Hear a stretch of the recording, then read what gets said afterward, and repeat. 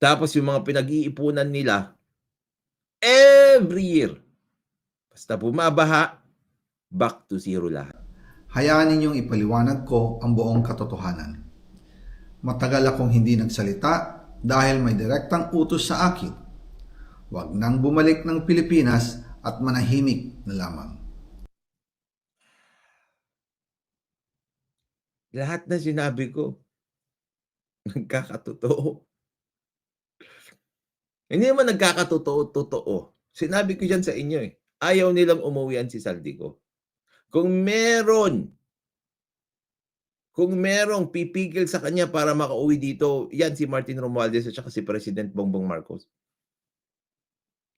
Kaya nga sinabi ko, 'di ba, magsalita na lang kayo kahit video. Huwag niyong sabihin kung nasaan kayo. It will help you a lot. Oh. Umalis ako noong July 19, 2025 para sa aking medical check-up. Nakaplanong bumalik pagkatapos ng SONA ni Pangulo. Pero habang papauwi na ako, tinawagan ako ni dating Speaker Martin Romualdez at sinabihan, stay out of the country.